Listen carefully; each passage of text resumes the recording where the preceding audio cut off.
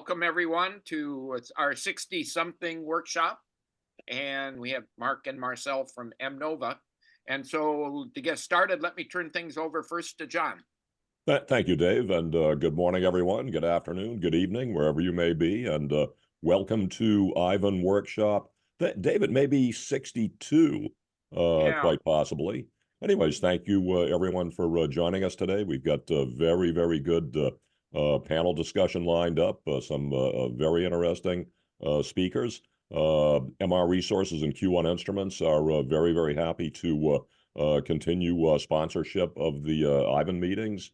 And like I say, we're at meeting number 62 at this point, and check things out.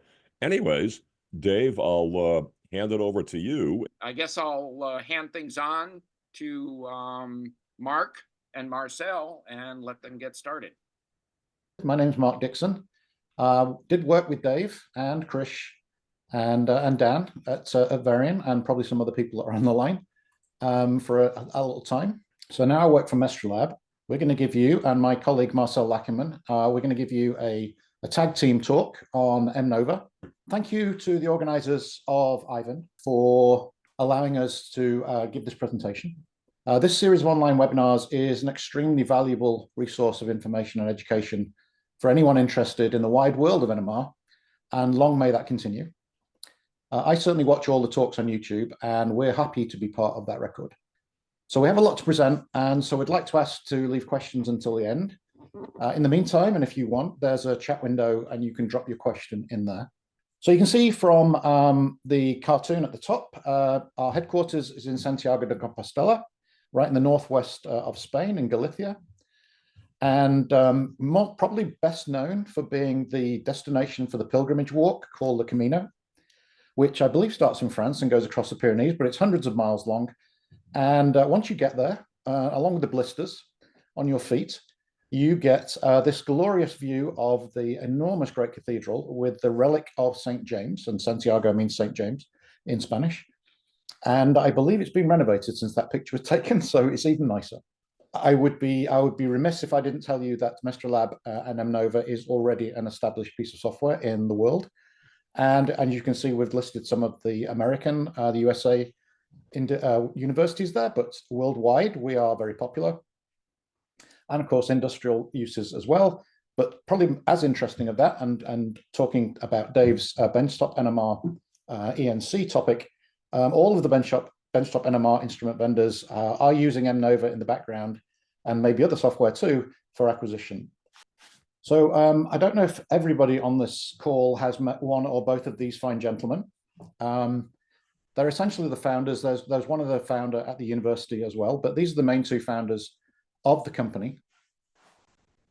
They met at school in Santiago de Compostela and then went their separate ways. Carlos stayed at the university in town, went right through to doing a postdoc, and Santi went to England to start a successful business career. And as you can see, Carlos is the inventor of Mestre C, and I'm sure lots of people here have been using that over time. And it became so popular as people shared it that he and Santi decided to start their own business, their own startup. And at first it was located in an apartment in town. And then that was back in 2005. And to date, in 2024, we have approaching 100 employees around the world, and we're growing very fast. Now, as you know, company culture comes from the top. And so besides working with such great software, these two guys have set such a lovely company culture. It's the most fun company to work for. And if any of you have been to a Mestrelab party at ENC, you'll certainly vouch for that. So Mestrelab has gone through some organizational changes in the last few years, and you may see some of that in the news. And one change, which is less than a year old, is that Mestrelab and three other companies, and soon to be a fifth, are now under an umbrella called Psi. It's essentially an informatics business where each of those companies can work together. And so if you come along and you need various things that come from the different companies, we can work very tightly as an integration. So Mestrelab Research you know about. We're on the left there.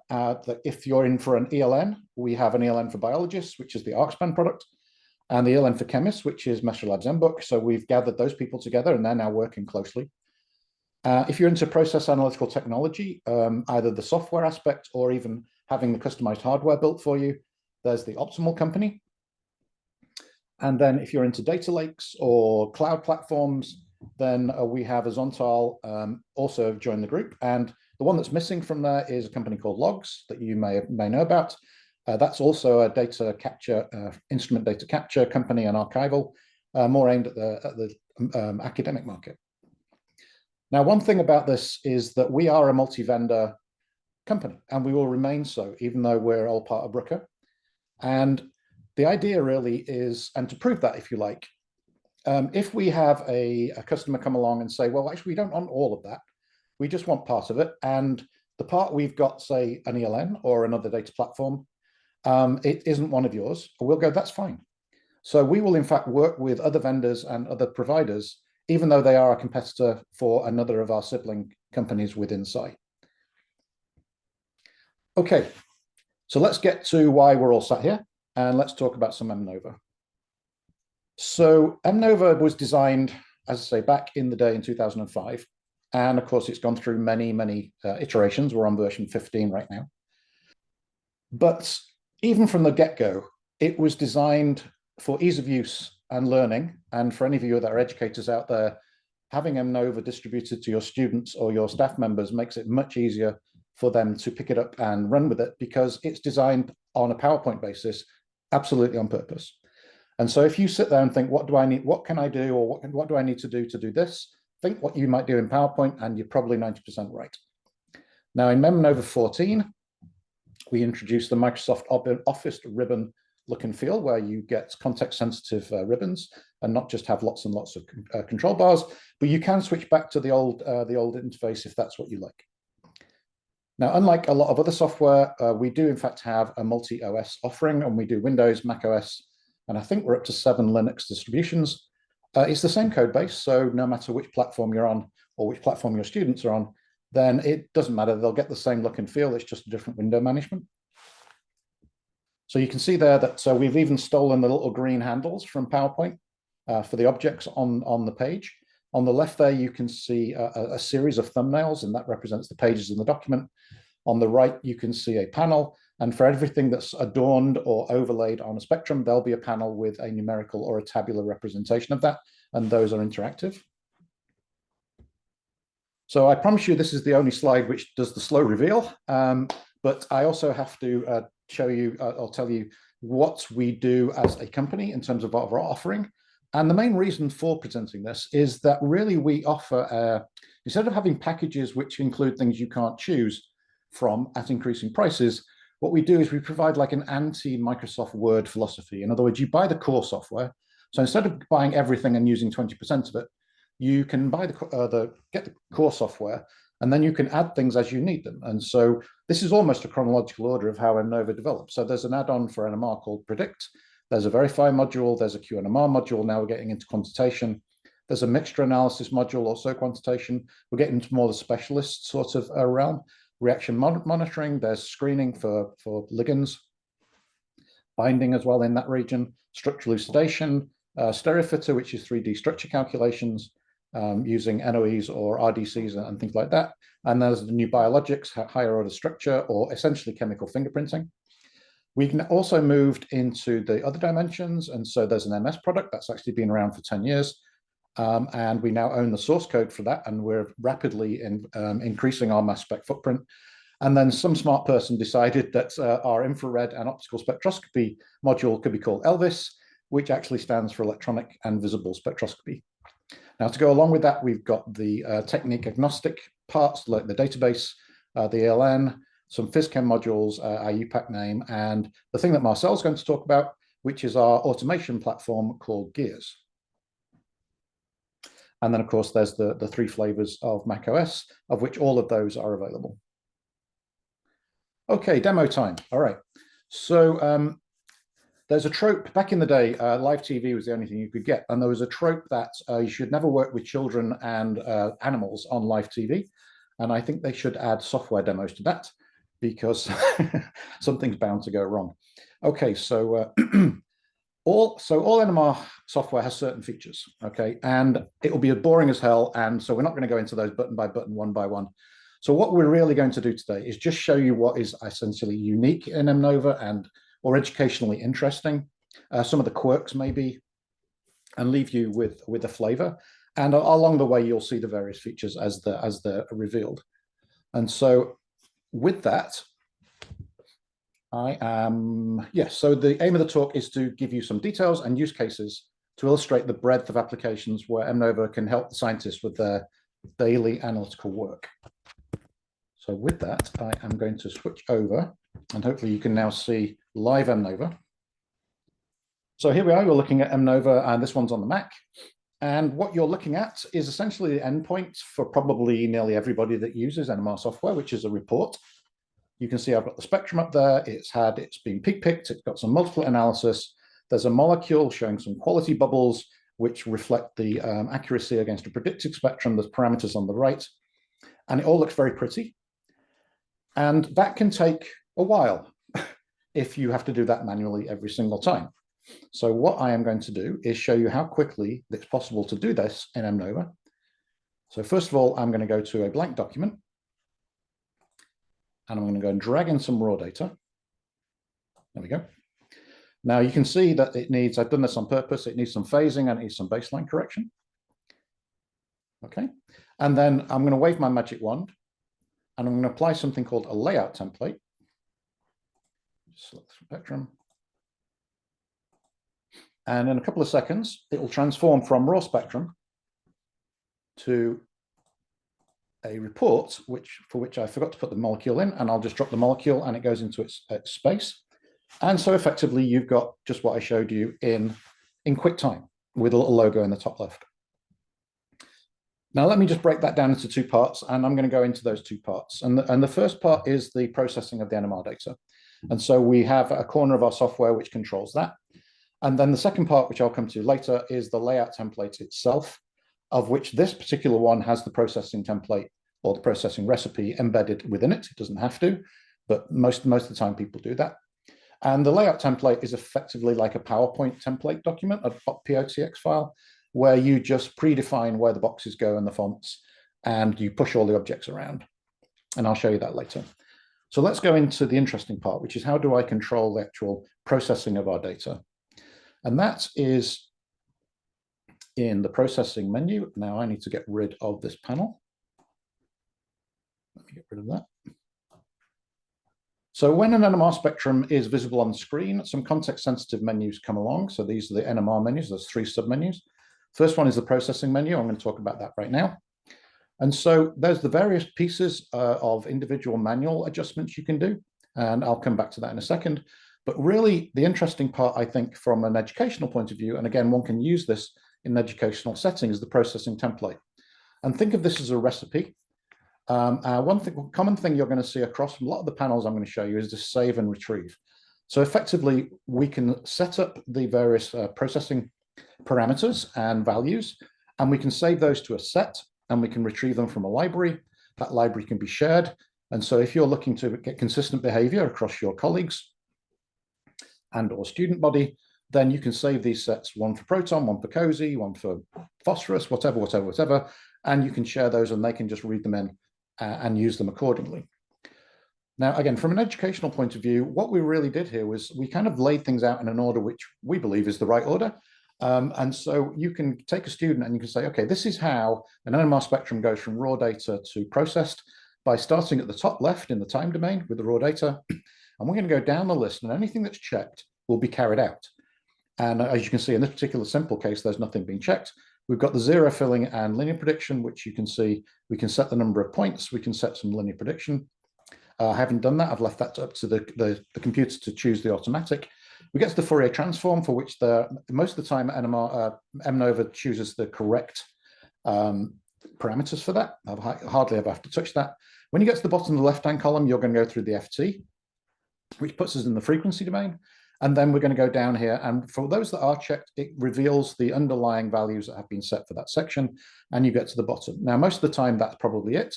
But there are some more esoteric processing options as well. So this might be of interest to some people. You're not going to do these every time, but they're there if you want them. And then a little bit of an oxymoron is much that processing is not analysis, but we've got an analysis tab. And you can see that in this particular case, the peak picking has been switched on and the multiplet analysis has been switched on, which has its own integral set of integrations too. And so when I apply that or do an OK or call it from within an NMR template, it'll take whatever data's on screen and it will apply that recipe. And as I say, you can have a whole library of recipes. I'll just cancel that out for now. So the next thing I want to show you is, let's get into something a little more interactive. So I am going to talk about baselines. Let me just pull that in. There we go. And so here's a simple spectrum of a baseline. And just to show you one of the quirks of MNova, just to get into the weeds a little bit, if you go back to the processing menu, we can go into baseline correction and we can choose various algorithms. And really that's the main process. That's the main reason for showing you this. This one's a simple Bernstein polynomial. We can go to a standard polynomial. And I don't know if you can see this, but there's a blue line, which is actually the fit. So it's interactively fitting. So you can see the curve of what you're going to apply. So I can OK with that one. Yeah, that's good enough. But the one I really want to show you is this beauty right here. And no amount of polynomial or splines or ablative is going to fix that. And I don't really know what it is. I remember in the Varian days when we were working on Colpro project, there were these various artifacts, and they used to call it the potato. I don't think that applies here. I don't think this is a proton spectrum, but it's certainly a very tasty little number of a baseline correction. So what can we do about that? And I did want to highlight one called the Whittaker smoother. Now, this is a mathematical treatment which is available in the internet online. You can get the paper, and it essentially does a really good job of mimicking.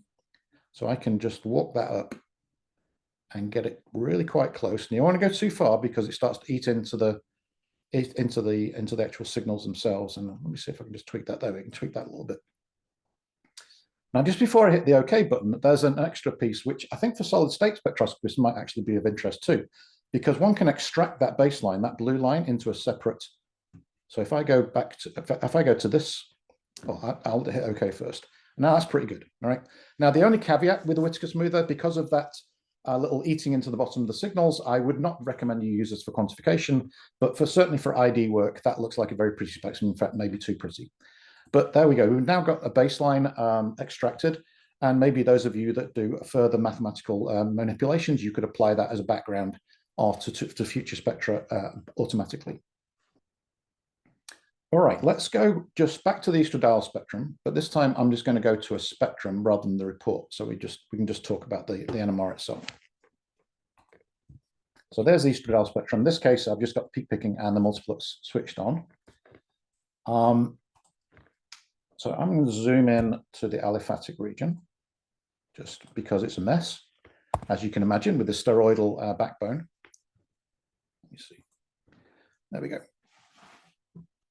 Now, for peak picking in MNova, we do have the traditional method of using first derivatives to pick out the maxima and the minima, just as you would expect from the good old Topspin and VNMRJ and the others. But by default, MNova has what was a unique feature and has since been copied by using peak modeling, and we call it global spectral deconvolution. And it happens at the Fourier transform. And what we do is we have a generalized Lorentzian model in the background.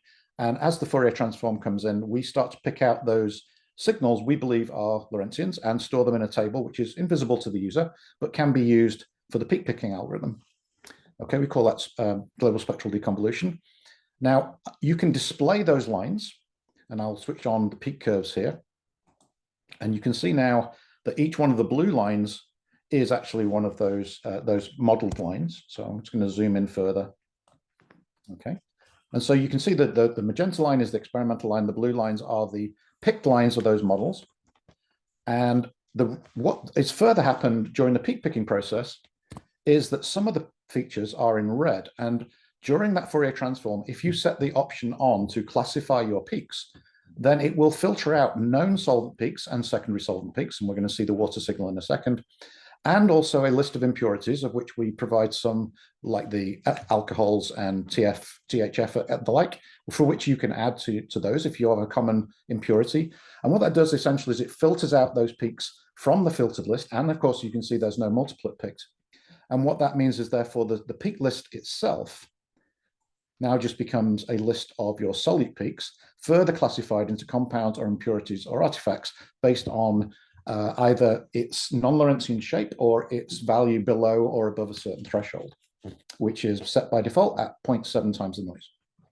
Okay, so those are our little curves.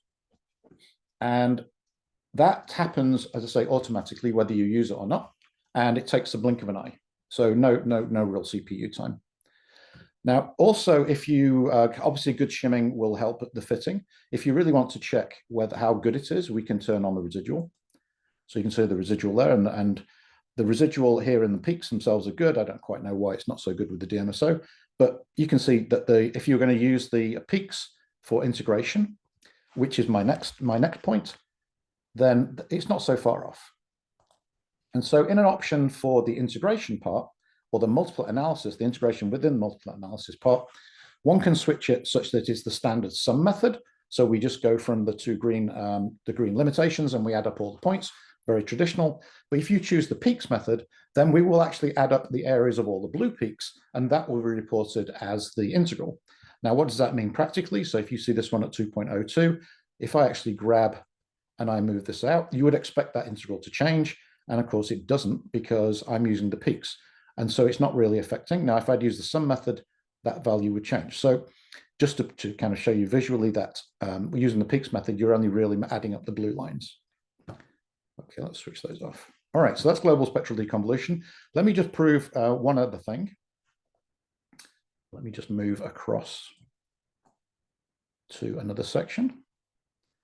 Okay, here's a case where I think MNova really comes into its own.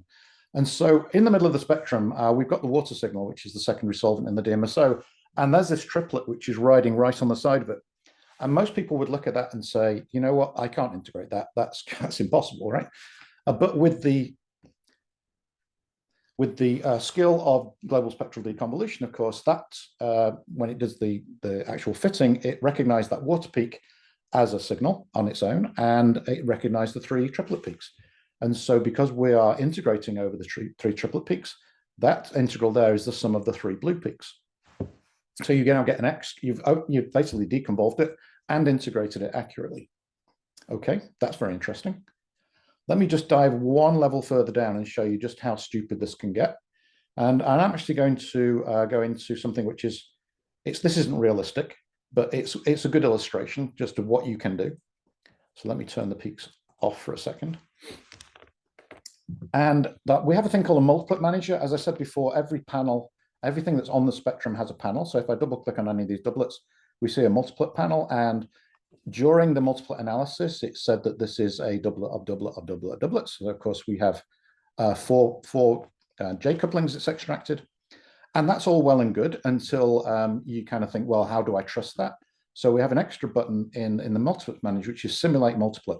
So now what it's going to do is I press this button, it's going to take all the blue peaks that you saw underneath there and add them all up and simulate the multiplet. And you can see that when I do that, the purple infill actually matches your experimental spectrum really well. So that's more assurance, if you like, that the fitting and the modeling did a really good job. Okay, let's switch that off. Okay, so let's get really down and dirty here let's go to a really ridiculous case where you know that these peaks in the middle here are actually real peaks, but they're overlapped. But you can see that there were too many peaks for MNova to really pick out any multiplicities. And so what we've got is one particular integral. So how do I go about extracting that information and getting some accurate integration? Because it might be crucial for my problem. Well, as you can see here on the bottom, there's a little white square in the middle. So if I grab that, and I'm going to start splitting this thing up. So I can split that up. So it takes that section and makes a multiplet just for it and leaves me with this section. I'm going to do that again, just to take that part out. And then again, I'm going to split that in half. So, okay, that's great. But here, my story here doesn't end. What I really want to do is, because again, this is a fancy scenario, I want to take this peak and that peak, and that peak, and make it into one multiplet. And I want to take the two big peaks and make that into another multiplet. In other words, I want to manually create the multiplets. Now, how do I do that? I want to go up to this multiplet manager and hit effectively the edit button. And you can see now that each peak has been revealed to belong to a certain. And what I need to do is just grab the M peak and grab over to P, and it puts it in the P. And I grab that one and put that into, let me see now, that one and put that into M, and put that one into M. And this one here, I can get rid of because it's an artifact on the side. So let's get rid of, is it that one? Yes, that one on the side there. And then when I come back out, I've now got a doublet of doublets with those 4 peaks, for which it's going to integrate those 4, and then the doublets, which is just those 2. I think that's really cool. I don't know of any other software that can do that, and it will save your life one day. So thank you for bearing with that, and let's move on to other things. So once you've got your spectrum and it's all perfect, let me just pull that up, and you've got everything you need. Let me go back to the report. You may say to yourself, you know, what Mestrelab offered us, I don't like the magenta this, I don't like the purple that. How can I tailor the graphics properties? Well, just select the spectrum. Let me just get that out of the way. Select the spectrum, do a right click and hit properties. And you have 1,000 choices, such that you can change the grid, you can change the 1D, so that's how you change the line shape. You can change the peaks, you have full control over the peaks color, but there's a tick or not. Same with the multiplets. You can even change what's in the boxes on the multiplets, etc., etc., etc. And once again, here's your theme. So you can save these display properties away to a little library, and for consistency, you can share them, put them on a shared drive, or send them as an attachment and an email. They're very small files. Now, this is an MNova document, and I want to hark back to the similarity to Office documents. So if I save this document away as a file, it will be a .mnova extension. Again, you can share them by email or put them on a disk. And if a colleague receives one of those and opens it up, it's going to look exactly the same as the way you saved it, because effectively it is an Office document. It could have multiple pages. You can have multiple spectra on each page. That's not a problem. You can have all these different annotations. So it really is something that which can be used as in a general, you don't have to recreate everything on the fly every time you open up the data. Now, let me finish off with the MNova part before I go on to some more use cases and go back to that layout template idea I mentioned to you. So let's say that you quite like this layout and you want to create a layout template so you can, in future, drag and drop raw data and make this template available for future use. So I'm going to go back to my little layout template menu, and I can do create layout template. And it's going to ask me for a name. And of course, I went through this before in rehearsals. So I'm going to do layout template, and it immediately transforms the document that you were looking at into a layout template. And maybe now the point about it being like a POTX file in PowerPoint comes to mind, because all of the data has been ripped out and it just leaves me the object. Now, this is still a live object. So if you say, you know what, I don't actually want that to overlap, so I'll just move it to there. And you can resave that. And this will also be a .mnova file, but without any data. And you can just, in fact, you can use it in this way too, in much that you can open a layout template, so you can work in the reverse direction, and you can just drop some data on it, and it will put the data into the correct box. Okay. And as you see, I could also do that with the molecule. So that's using a layout template in reverse. The only difference with that is you've still got the layout template file name, so you don't want to save that. You want to make sure you do a save as. Okay. So that's MNova and the quirks of MNova and some of the interesting parts about just the general NMR analysis. So now let's go on to some actual examples using some of those plugins that you saw at the beginning. Let me just clear the decks for a second. So everybody does QNMR. I'm sure you all know that. So I'm going to very quickly jump in and show you a little bit of QNMR. So QC, if you like, everybody does it in the various forms. And Nova is no different, of course. And this is an add-on for QNMR. So QNMR comes in 2 flavors. Effectively, there's one called Purity here, where you can use an internal standard. And in our case, we have an internal standard signal. And then there's another side of it, which is called concentration, which is more of a simplified version of QNMR. They both come as part of the same package, where you can use an internal or an external or ghost referencing spectrum. So in this particular case, I've got felopidine, a well-known drug, and I'm just going to bring up the user interface for controlling purity, as I said. And so this is the interface with which we are going to manipulate and look at the results. So everything's built in, so no need to transfer out to a spreadsheet until the final results are done. And so as you can see, nothing's being done with the spectrum. There's no peak picking, there's no multiple analysis, there's nothing. The only thing that I've done by way of hint is to put these little code words in the title. So SW means the sample weight, RW is the reference weight, molecular weight of the solute or the analyte, and CR is a certified reference. In this case, it's called CCNB. Inside of our purity, we have a library of different references, and you can add to those and delete them and affect which signals are in those. Now, I am just going to hit the advanced calculator. You can go through this step by step manually, but the advanced calculations makes it really easy in as much that it extracts those details out of the title and then does peak picking, multiple analysis, and pulls in the results. Now, what really happened here is in the background, I set it up to pick the best three that's in the middle of the distribution of the purities that it found. And as you can see, 99, 98, 99, the others are a little bit further away. You can choose as many as you like. You can just have the top one if you like. And it's done an auto assignment as well because the molecule was available on the same page. And it gives you a purity average and an error of in this case, 0.579%. Okay, that's fantastic. And we could do a report and we could be on our way. Now, the little story, if you like, the use case here, as I want to tell you about, is that particularly awkward moment when your boss comes into you and says, that's all very well and good, but we can't use signal number 3 for some trumped up reason. And so we need to use signal number 6. And so you say, well, okay, but if I do that, if I take number 3 away and put number 6 in, the RMSD jumps to 2.41 because, and he goes, I don't care, rules are rules. That's what we have to do. And you think, oh, that means every time I do this, I'm going to have to go back in. I'm going to have to check this table. Not so fast. What you have up here is this experiments section. And so what you can do is you can take your manually and flexibly and versatilely altered results, the ones you want to pick, and the method in which they're picked, because you can choose peaks, type peak picking, or some integration, all of those options you saw before. That's all available in the background. And you can say, I'm going to have to, so I can crystallize this setup into create new experiment. Now, I've already done one here called Ivan SOP, so I'll just cancel out with that. And so you can get a list. And of course, that means you can have a whole category, a whole class of list of different ones. And I can just hit go. And it'll do the same thing again. And you can see it's picked 12, 11, and 6. Okay, that's QNMR. As I said, that's as quick as I want to do for that one. The next one is, and I can see that time is moving on. So the next one is simple mixtures analysis. So another form of quantitation.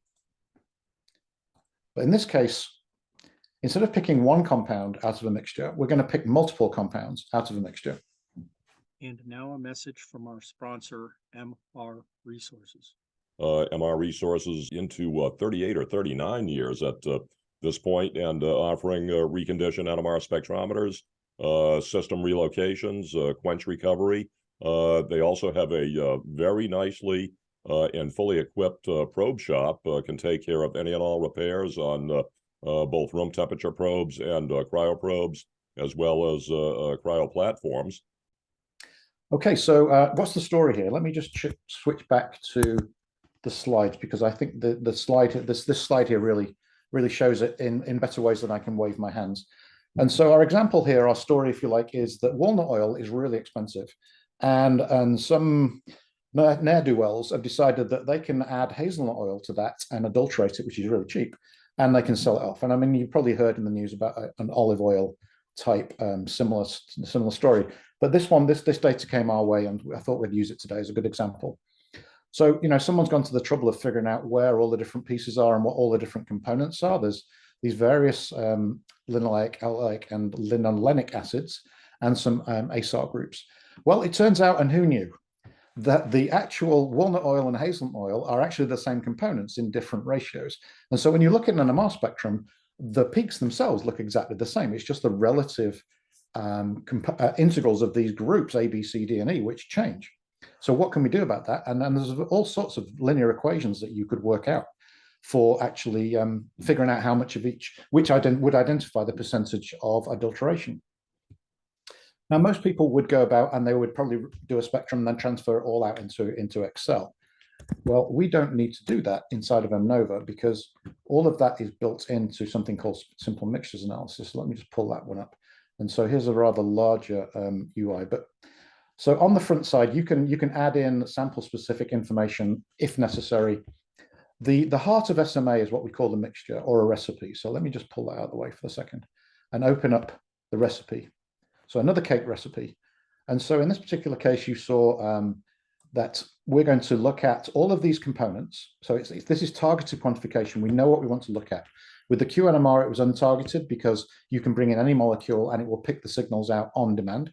In this particular case, we're going to look at different things that we know we want to see. And so the measurements are done by looking at those various regions you saw in the previous slide.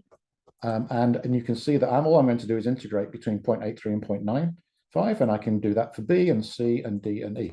So I get inside of my SMA 3 variables, which are the results of the integrations here.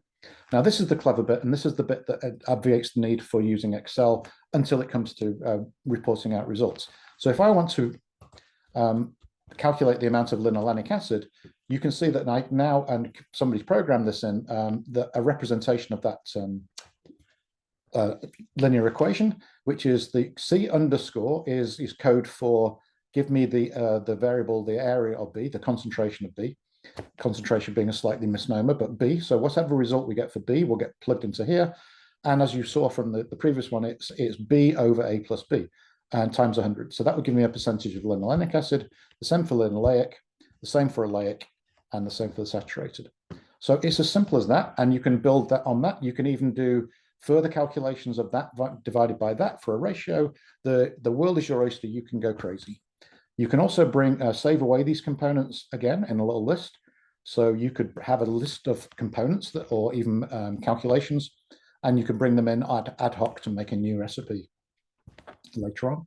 So let's hit OK, and I'm just going to do the analysis. And you see it's picking out A, B, C, D, and E, and then it flips the results tab and it gives you the percentage of. So I'm going to do Command M for a new page, and I'll do quick report. And then, as you can see there, we've got all of the details and the percentages, and away you go. So this is great in QC if you're in manufacturing or you're in a situation in development and you've got lots of samples coming through and you've got a pass-fail test of some description. Okay, that's the simple mixtures analysis. Another thing that I think we do very well is the NMR prediction. Let me move in and grab a spectrum of our friend sildenafil. But in this particular case, actually, I'll just show you what the complete spectrum. Let's go back. So I'm just going to look in a certain region here. So our little story here is that you get a dubious package from some dubious country and you open it up and you think, hang on, that tablet's not blue enough. I don't particularly want to take it. And so you throw it in a solution and you put it through your NMR spectrometer and you suspect that maybe it's maybe one of two isomers. And I don't know if this is chemically possible in the manufacturing process, but you can see here that it looks like sildenafil, but in fact, we swapped out the N-methyl and the propyl group and put them on opposite sides of the ring. And so we can use NMR predict here. And again, this is great for education to show the differences between a predictive spectrum and compared to the experimental. So what I'm going to do here is just select one. I'm going to go to the prediction. And just before I hit the predict button, I want to show you some of the options. And so you can see here that we actually have two models. And so we have our own Mestrelab predictor, which is based on machine learning. And we have the traditional ModGraph NMR Predict desktop, which is a company called ModGraph that was the very first add-on we put into MNova way back in 2006. And they're still a great partner of ours. Now, this means you can choose either or both of those models. If you choose both, you get what's called an ensemble prediction. So it uses both models and then merges them in the background to get an even better, one hopes, a prediction. There's an online article about that, and I think Carlos even published it. So if you want more details, go and look for ensemble prediction. So you can predict a frequency as well. So I've set this to the frequency of the experimental spectrum. But you can take that anywhere from 40 through 1.2 gigahertz, we don't care. You can do an implied line width, and you can even choose a solvent, just in case you think there's a spectrum which has different chemical shifts based on solvent, and they've been stored in the database. Okay, if we go to the databases, one other point. For the predict databases, these are actually files which contain all of the information. If you're in a situation where you want to share these databases and update them, and I'm going to show you that at the end, then you can just make this a remote disk and put those and mount those databases on a remote disk so that everybody can point at them in their copy of MNova, and that would be good. All right, let's cancel out, and let's just do, instead of just taking the proton predict spectrum, which will give me a separate spectrum on a separate page, I'm going to hit predict and compare, which actually does the same thing but puts it on a stack.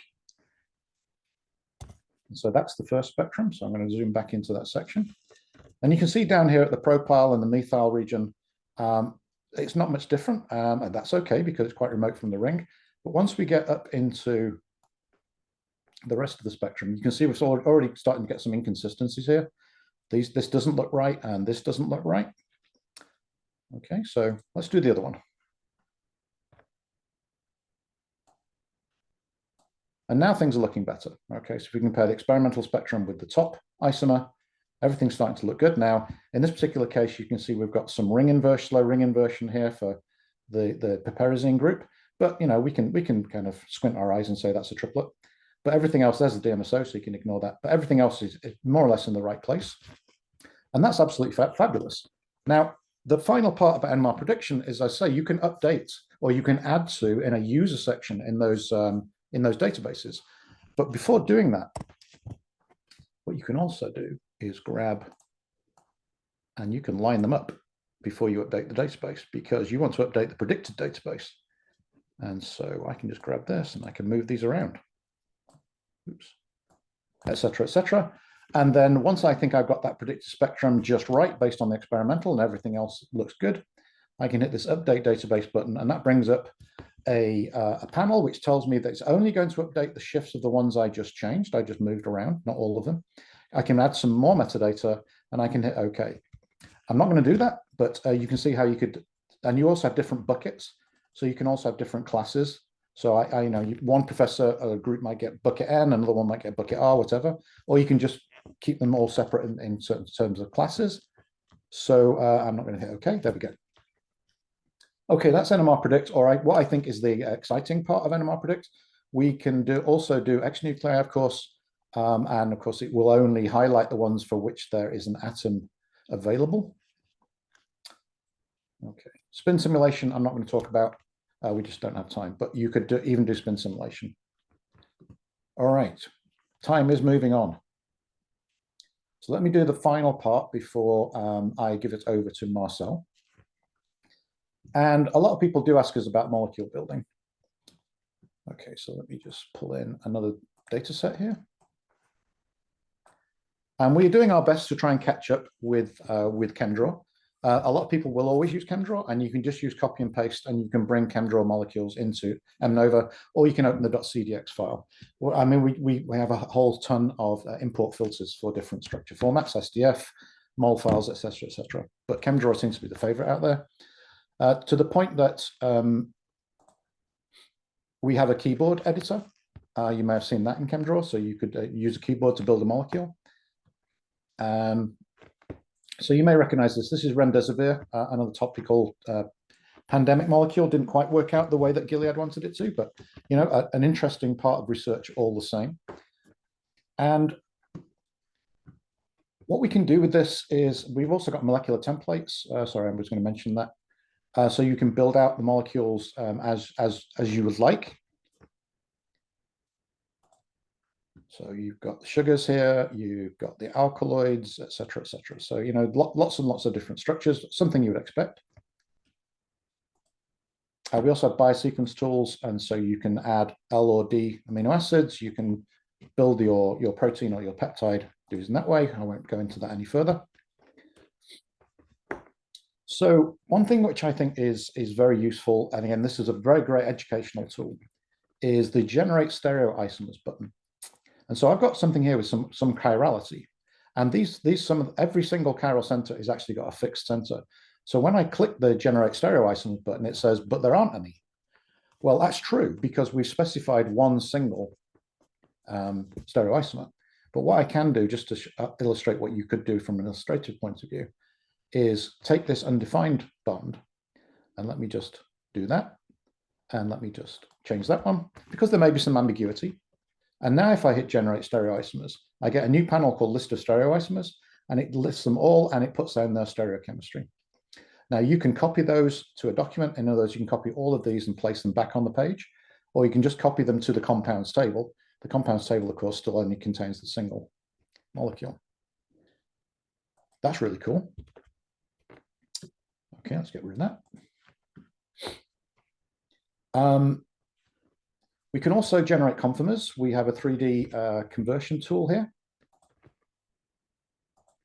I'm not going to do this because this will take time. You can see that we go through 4 stages. We need to generate a 3D structure from the molecule. We can use 2 different models for that. We can do the conformational search. We have various things for that, for which we have some different force fields. If you're really interested, then we have Armando, who's very interested to talk to you about adding more force fields. Then we'll optimize those and we'll do some clustering or pruning. As I say, I'm not going to hit the OK button. That's going to take some time. And afterwards, of course, you've then got a 3D molecular viewer, for which we use JMOL as the background, so that you can manipulate your 3D molecules. All right, and then the bit which I think is a lot of fun is some of the conversion tools we have. So select the molecule, and I'm going to go to the UPAC name, so I can generate the UPAC name immediately. That's pretty good. Let's just put that at the bottom. I can take I can go molecule to smile string. So that's made a smile string out of the remdesivir. And I can do the same with the Inchi key, or Inchi in this case. And of course, it wouldn't be a demonstration if I didn't take them back. So let's just do this. Let's copy that to the clipboard and go smiles to molecule. Paste that in. Oh, and there's my molecule. And you can see I haven't just copied and pasted the molecule because it's slightly differently displayed. It's flipped the ring over. And I can do the same with the Inchi key, of course.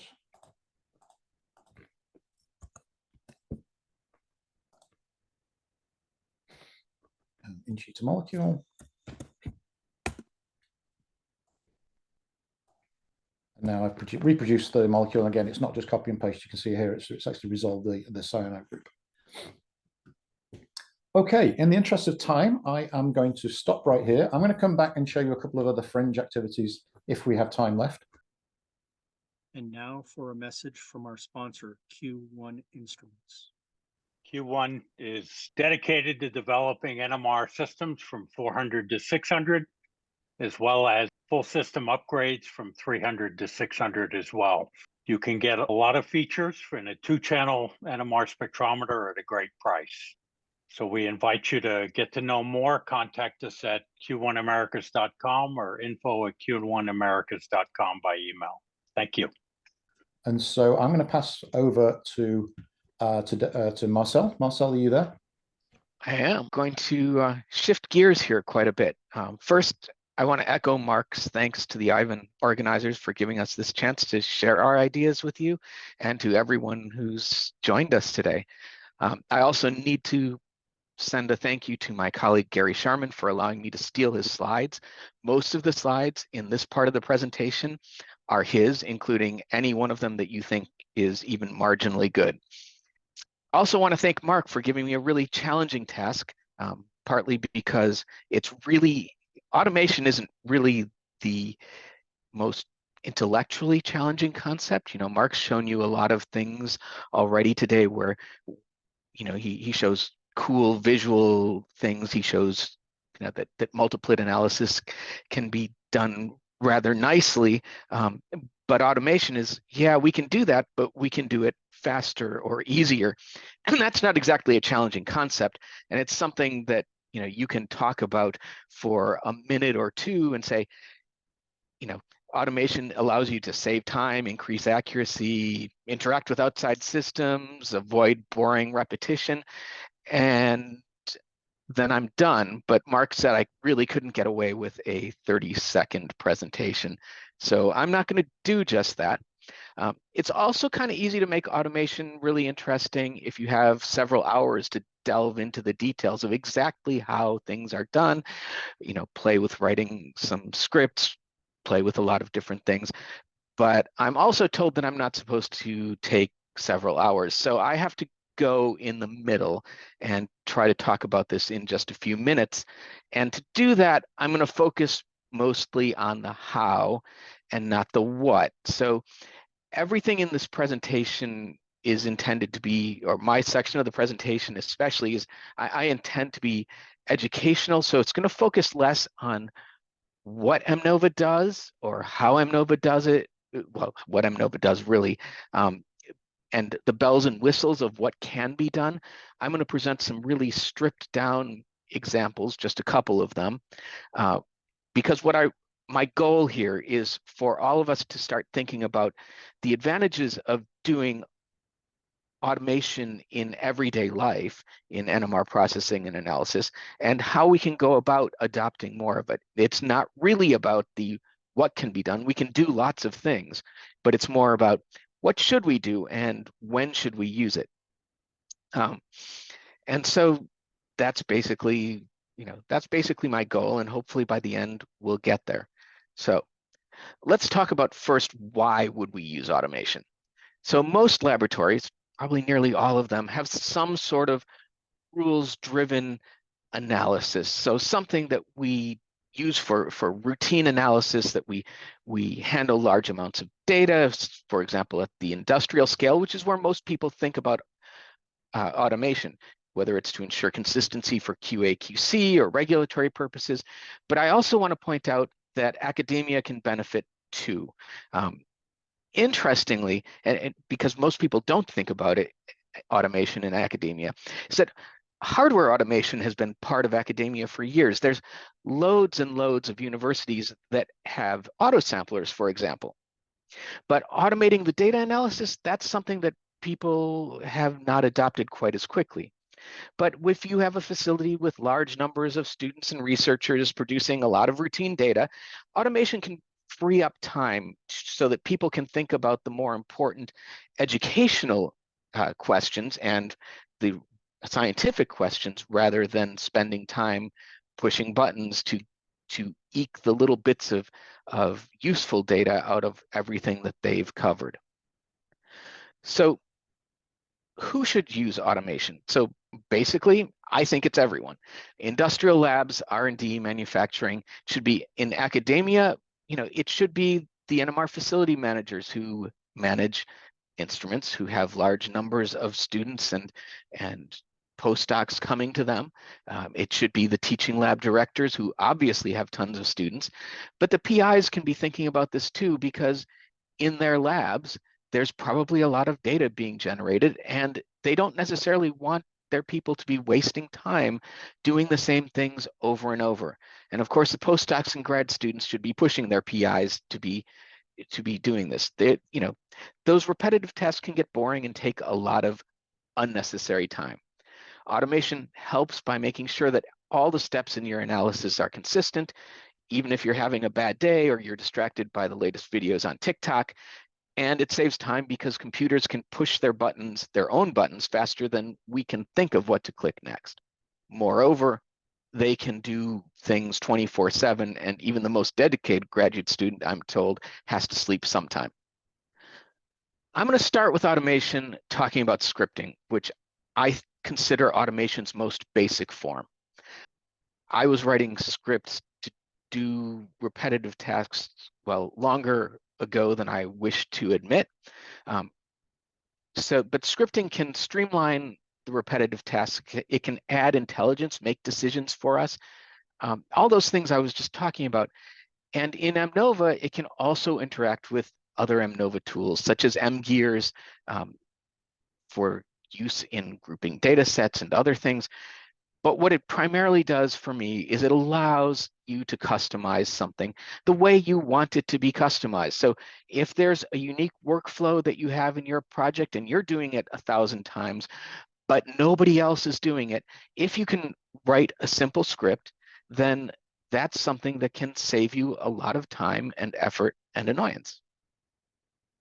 Of course, for that to be possible, scripting has to be both easy and accessible, right? You have to be able to know how to do it.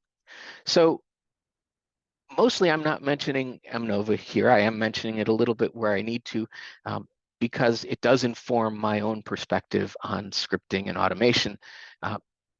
In MNova, it uses a JavaScript-ish based scripting language. So you can think of it as JavaScript with helpful extensions to make scripting easy. And the little bit of code I have here, just a few lines, is a very simple function that it allows you to open a spectrum, and it will then pull in any mol files that are in that same folder or directory and open them with the spectrum. I mean, really simple, just a very basic thing, but it's something that makes your life easier. One other thing in MNova is that you're not limited necessarily to our scripting language, that you can call scripts or programs in other languages. You can use, if you have Python code or MATLAB code to do something specific, you can do that.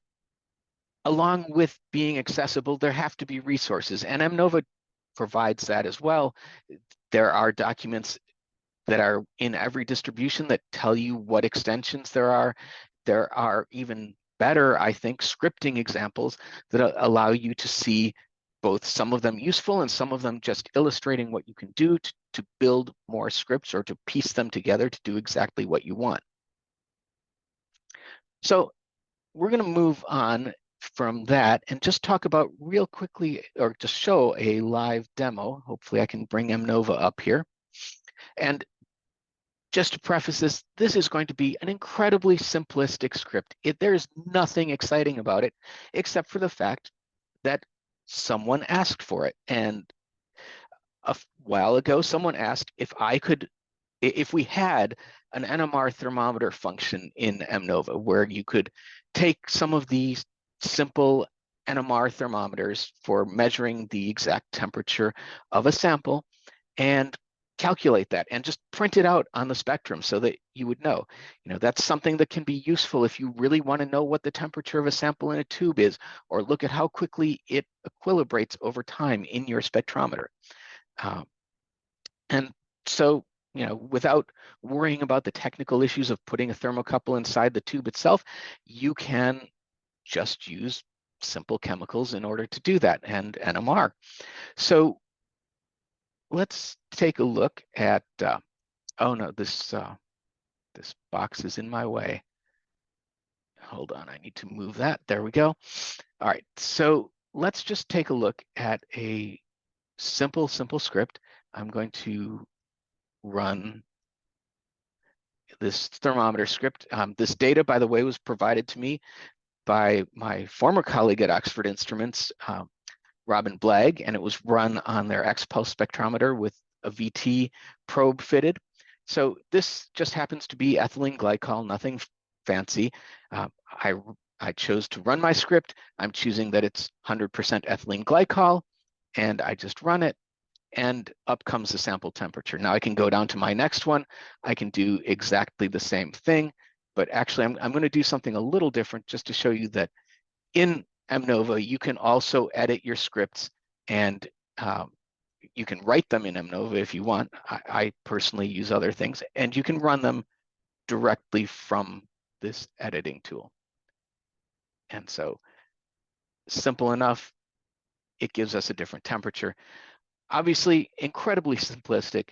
There's nothing exciting about it except that you can very quickly write a small script to do something special that you want to do.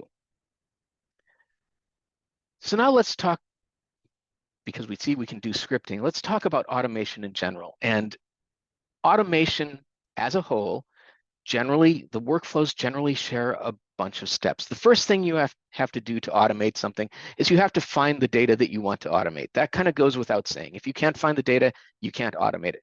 You have to associate it. So you have to know that this data goes with a certain molecule, that maybe a bunch of replicates go with each other.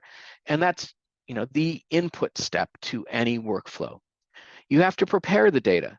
That may be how you process it. It may include some other steps. Then there's the core analysis. So, you know, in the case of an NMR thermometer, it's doing a very simple calculation and measuring where the peaks are and then printing out the actual temperature of the tube. It could be something much more complicated. You need to report that, whether it's printing it out on the spectrum, whether it's creating a CSV file, whether it's creating a nice report in MNova. You saw the nice report templates that Mark was showing you before. That's something that you can do as well. And then you have to save it, whether that's saving the file as an MNova document, whether it's putting it into an ELN, whether it's putting it into a data lake. These are all things that need to be done when you're doing your automation. So MNova, you know, Mestrelab did this a particular way, and I think it's a pretty good way. It's just one way, and I'm not saying it's the only way to do things, but here's what we've done. The core of this, the basis of it, are the MNova Gears plugins or bricks. These are the workflows.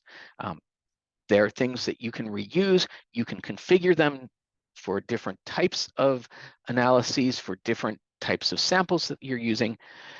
But by themselves, they're just the core processing module. In order to use them, you need to associate some data with it. So there's another outer layer, which we call My Gears, which will take, for example, the active spectrum that you've selected in MNova, and it will run the gears analysis on that brick. It does many of the steps. It'll do the processing, it does the plugins, it does the output design. It'll output things as you want them, but just on a single sample. And then when you go one step farther out, there's MNova Gears, which allows you to automate on lots of samples, whether you're doing it in batch mode, whether you're doing it measuring in real time as data comes out and pulling that data for analysis. Gears allows you to truly automate it.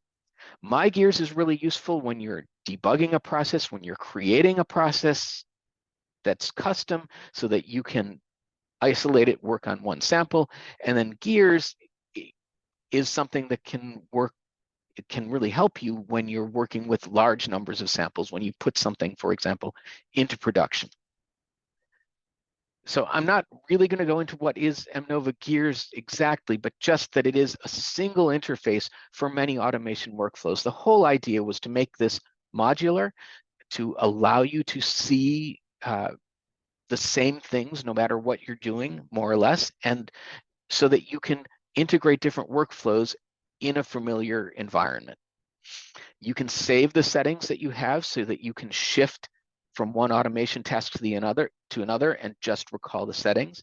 And then there's a results viewer that allows you to, for example, review by exception. If you want to check that everything looks right, you let those go, and then the ones that are questionable or look bad, you want to review them. It's very simple. You can see a well plate view, for example, and just check the ones that you want to check. And of course, it allows integration with other systems. So MGears can send data to your ELN. It can send data to your data lake. It can do other types of integrations with instruments. So what's important is that it's a flexible interface. And it can be used at all scales. You can use it on the desktop. You can use it in a local batch mode. You can use it in a headless configuration on a server. So if you're getting the idea that it's flexible, then I'm really doing my job. We have already a lot of pre-made bricks. Some of them, like structure verification, can use NMR, can use mass spec, can use both. Some of them are purely NMR, like concentration, purity. We have a few for mixture analysis. And then there are some that are for LCMS. So we have a lot. These are not all of them. There are a lot more in beta and that are on their way. So, if there are things that you're interested in doing, personally, I'd love to talk to you because I want to know what people want to automate. That's something that's of interest to me. All right, so we're going to do another very quick, very, very, very simple demo. And here we go. So this one is going to be a demo of the exact same molecule that Mark did, and I'm cheating by showing that, but this is with M-Gears. So Mark showed you on one example. I'm going to show you how M-Gears can automate this with several spectra. So right now, I actually already have everything set up. I'm using the Purity brick just like Mark used the Purity plugin, but I have the Purity brick and I have everything set up. So I'm just going to push run, and it's going to load in 3 samples. And when it's done, we're going to get we're going to get the actual results of the 3. The results of the 3, and here we go.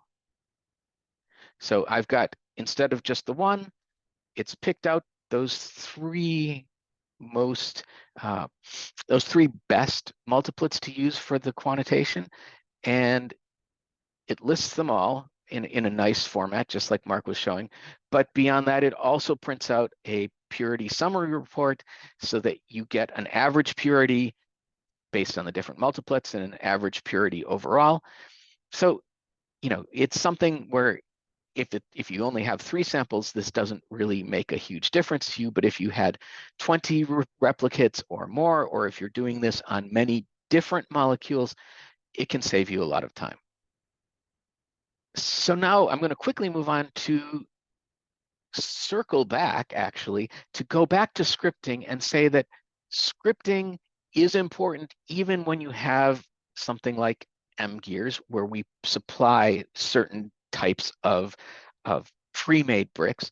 But scripting is actually used in all facets of M-Gears, or at least it can be. It can be used in input for handling complex grouping of files, so non-standard name formats.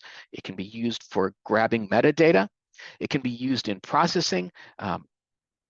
You can set different types of processing that are more complex that would normally be handled in a processing template, like Mark has already showed you. You can use the processing templates for that matter.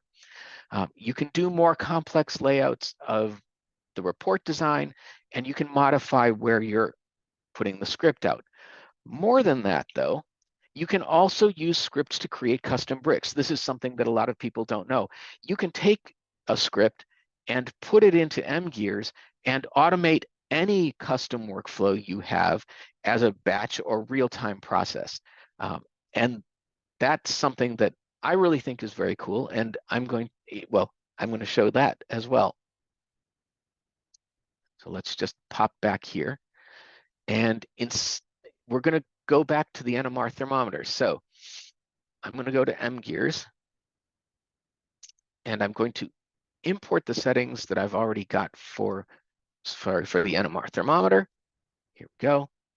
Do I want to load the settings of the selected plugins? Yes. So you can see when I loaded the settings, it automatically took my custom NMR thermometer brick and put it in, so that now I'm actually ready to run the brick.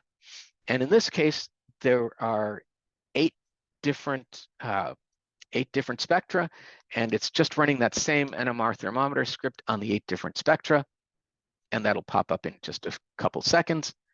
And we can see that, sure enough, I didn't have to run through all of them myself. I can run through any of them. Now, of course, if you're just doing an NMR thermometer, something like this, this isn't meant to be an example of something that you would necessarily need to automate, although you might, because if you were watching something equilibrate and you wanted to do it in real time, that would be very handy. But I'm sure all of you can think of many more complicated workflows that you use every day that you might like to have in there. And I'm just going to go really quickly through the M-Gears interface very, very quickly, just to show you that there's an it's logically done. For example, here's an input tab, and you can choose whether you want to input from a disk, from a database, from real time. The manual detection allows you to use scripts. It allows you to use regular expressions. There are many, many different ways that you can put data in. Processing, it allows you to do to choose what kind of processing. You can use processing templates. You can just apply the advised processing, which is what I did. You can choose different plugins. You can do workflows with multiple plugins. And choosing a new one is as simple as just adding it. You can design a new layout template. You can choose where your output is. You can choose whether you want an MNova document, whether you want a PDF. You can choose whether you want to use a database or an ELN. So this is a very simple modular interface. If you're just loading in settings and pushing run after you've got everything set up, it's even easier. So all I want to stress in this take-home message, and I went a little over the 20 minutes I was planning, was that automation can save you time and increase accuracy in your everyday life. It's something that you can do for just about any task that you do more than once. Even if it's once or twice a week, if you have the settings, you can just go back and use them and do the same thing without even thinking about it. I think for any automation platform, flexibility is the key. Everyone has a slightly different process or a slightly different requirement. Everyone is trying to do different things, whether it's a different way of naming their data, whether it's a different place that the data is. So you need to have that flexibility. Built-in configurations make standard customizations easy, and scripting, some easy way for users to completely customize what they're automating, is something that I think is absolutely crucial for a good automation platform. And so with that, I'm hoping that you take home some of that and you start thinking about how automation in NMR can make your life easier. And now I'll pass it back to Mark. Mark, back to you. All right, thanks, Marcel. That was fantastic. I do believe that automation is the future for all of us as facility managers or high throughput chemistry chemists. We see it so much now. There's so much demand for it. Okay, again, in the interest of time, I am going to come back through 3 other examples using the software. And what you saw previously was me was a demonstration of features in single spectra, or maybe a collection of spectra like a proton and a COSY and an HSQC all collected in one document. I'm going to turn my attention now to arrayed spectra. So in other words, the same compound but acquired over some other variable, say time or some other change in the solution properties. So the first one I'm going to try is the metabolomics, or yeah, metabolomics, I think it's the right word for it. Metabonomics, I think some people call it. Okay, so what we got here, I think you can see, is a superimposed stack of multiple spectra. Let me just bring up the stacked items table. And you can see that they've been pre-classified because maybe this is rat urine. And we know that there were 5 rats who were given, or maybe their control. The B group were given a certain treatment, the C group a certain treatment, the D group a certain treatment. So we're expecting certain peaks to go up or down relative, and we're hoping that the groups themselves group together to give us some consistency and statistical significance. And you can see I've applied some blind regions here in the gray so that the analysis will just ignore those parts. That can be really useful, of course, with the water signal in the middle, which often can screw things up because it's so large. And we're going to do principal components analysis on this, which is, again, a standard technique with the binning. Now, again, in the interest of time, I am not going to actually go through that. But what I am going to do is point out the Chemometrics plugin. So if you buy that, what you get is the things for principal components analysis, which I'm about to show you. There are also the newly introduced in MNova 14.3, I think, with Simca. We have now got PLS. And then there are some biologics type 2D chemical fingerprinting, and the profile is the 1D technique from Mats Wikström out of Amgen. The ECOS comes originally from Carlos Ameshua, Baxter, and chemical shift deviation is a standard technique. I don't have time to show you these today, but just to let you know, it's essentially 2D chemical fingerprinting. So let's get back to the results here, and I'm going to go straight to the results and show you the scoring plot for that particular data set. And you can see they're colored, and we can change the ellipse if you want to make that a little bit larger. So, you know, A, B, C, and D, and this is a pretty good data set. You can see they're definitely separated in the principal 1, principal 2 component space. Here's the loadings plot, which I believe I've already got, actually. There it is. Where is it? There we go. Not showing me the loadings plot. Okay, that's not good, is it? Let's try that one more time.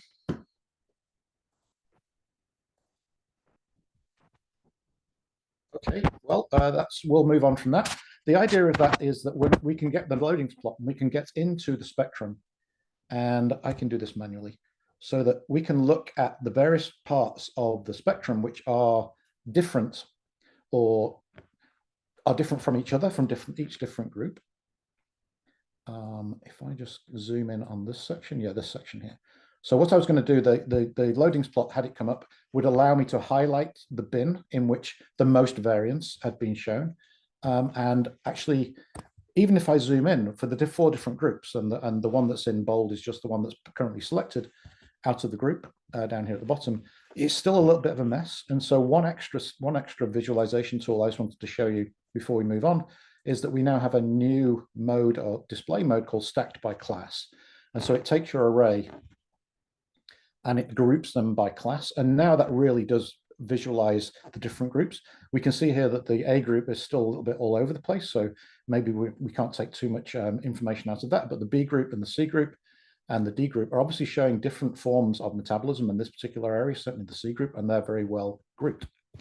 That's a really pretty and an interesting way to show metabolomics results. Okay, moving on to my second arrayed example, we have DOSY or ROSY. So it works for both relaxation or diffusion ordered spectroscopy. And no need to introduce the topic. We all know how this works. But one thing I did want to do, and again, it's a really good way of showing a newer feature with MNova, is again another mode which is stacked, horizontally stacked. So for those of you that know what a DSSH command is in VNMRJ or VNMR, you're going to love this, because we now have that that capability of showing the stack of the different rows in a horizontal stack for the zoom factor. Okay, so let's go back to the stack mode. We can bring up the DOSY or the ROSY transform panel. And I've got 3 different algorithms for DOSY. I've got Bayesian, a peak fit, and an inverse Laplace. I'm going to keep with the peak fit, keep everything as auto, and just hit OK. And of course, it immediately gives me a result.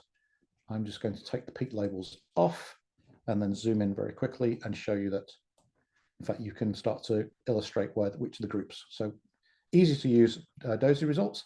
New for MNova 15 is this new panel, which digs more deeply into the numbers behind these results. You can see all the peaks. So this is all the traces. You can see individual ones. So if I just wanted to see the signal at 3.73, it just shows me so you can see what the fit is like. We have the residuals as well. And I believe that now we've enhanced our DOSY. One extra thing we can do, if you can now look on the spectrum, in that little blue box, as I kind of walk around it, if I go to that row, there's an estimated molecular weight, and so there's a calculation going on. So that we think that's molecular weight at 77. We think that's a molecular weight of 174. Very useful. I'm not going to say it's 100% accurate, because your molecules may not be spherical. They may be aggregating. They may be showing a different effective molecular weights, but it's going to give you some indication of what's big and what's small, without too much mind bending as to what this scale actually means. Okay, final example is reaction monitoring, another arrayed example. So I've just taken a very simple example here where I've not whitewashed this. This is actually a signal where during the reaction, the pH changes and the signals actually start to move. This presents a little bit of a challenge if you're trying to grab those peaks. So I'm immediately going to do that analysis for you. You can see all the individual spectra here I've just stacked. and I'm going to do new. I'm going to just do an integrals graph. That puts me into integrals mode. I'm going to grab across like that and try and capture those peaks. And you can see that when it's done that result, it's actually figured out where the tops of those peaks were, and actually the boundaries of the region have bent around, and you've got little handles. So if it does get it wrong, you can move these handles around. Let me do it for the other one. You can see it immediately caught the plot as well. So there's the starting material being consumed. There's the product coming together. In the table, it pops up automatically. These are the absolute values of the integrals of each of the peaks in row 1, row 2, row 3, row 4. And I can do a fit. And, I think I'm going to do a three exponential fit, but although there are others available, and you can do your own as well. Let me see that. Yeah, so there's rows you can start to add your own as well, and you can initialize them with their own values. So I'll do a 3 exponential fit, and that's fit quite nicely. I can then move over to the other one here and fit the same thing. Probably another 3 exponential fit, and that's fit there. That's good. So in the actual graph itself, if you've got some rogue points at the beginning or the end, you can grab that little box and you can say, don't use the first points. Very useful if you're doing reaction monitoring where you started sampling, but you haven't added the reagent and it hasn't taken off yet. Or if you've got a reaction which has gone to completion and it's flat and you want to just kind of take out the last part because you don't really want the flat to make a mess of the fit. And then of course we can then report that the actual molecular equation, the mathematical equations. Okay, very nice. And I just want to finish with one other example, because a lot of people think of reaction monitoring as being just a monitor of areas or concentrations. Well, there are other modes as well. And this last one is actually measuring pKa, where we're actually not measuring integrals here, we're measuring peak position. So the y-axis on my graph here is actually the ppm value, and we can track this peak as it moves. And just the final interesting point is when it crosses another signal, we can enter a blind region and it will ignore that blind region, so it doesn't get confused as it crosses that region. Okay, well, I think time is up. So let's go back. And that's about wraps it up. We hope you enjoyed the presentation and learned some things that maybe you didn't know before. Unfortunately, we didn't have time to talk about so many other topics. We'll be here all day, including structure analysis, structural elucidation, verification. We've got a database. We didn't touch on the fragment-based drug design that Deneen did such a good job for just a few talks ago, or even the 3D structure conformational analysis. So once again, thank you for the organizers for giving us this opportunity to discuss MNova with the Ivan community. And with that, Marcel, thank you. And I thank you for your attention, and we're open for questions. Thank you. Back to you, Dave. Thank you, Mark and Marcel. And are there questions? Get a discussion started. Now, if you want to talk, please come on camera, and or if you're too shy, don't, but certainly unmute and ask your question verbally if you really want to. I'm just looking at the chat window. Thank you for the comments on the multiple analysis. Is there any way to identify the impurity or unknown present in the sample? Certainly, I was going to give you a short demo on our database. So I'll just talk you through that. So you can do the database in one of two ways, I think. The classic way, of course, is if you have a reference database of pure molecules, and then you give me a test mixture which has an impurity in it, and that impurity as spectrum has been captured in the database. You can run it against the database, and it will identify the records in the database in which that compound or its peaks or its multiplets, or even there's a shape factor. There's lots of different ways to search, and that will give it you back. The other way of doing it, which is the one I was going to show you, was the inverse of that, where you have a spectrum of test mixtures, let's say batches in manufacturing, and somebody comes along with impurity, where you've got a spectrum of the pure impurity, such as a rogue solvent or something came in with a starting material, and you can run that against all of your batches and find out which of your batches that impurity is found in. Now that's really going to save the day in manufacturing, when they can say, oh, actually it's just these batches from last week, and everyone breathes a sigh of relief. Or you can say, oh no, it's been in there since the beginning, we're doomed. But yeah, you can certainly do that in a couple of ways using the database. It sounds like somebody was having some noise issues. I hope that wasn't for everybody. I think it's me hitting my microphone. Yeah, probably my mouse. Yeah, probably. That was you. Yeah, that was probably. Yeah, sorry about that. Okay, that's it for the chat window. If nobody else is really willing to come online and give us a question, then I'm very happy for us to all go about our day. Okay, well, thank you, Mark and Marcel, and I've learned a lot about MNova. So anyway, so thank you, everyone. And with that, I will thank you, Mark and Marcel, and I will conclude the meeting. Usually I have a gavel to strike, but I'm in my office right now. So All right. thanks, everyone. Bye. Thank you, everyone.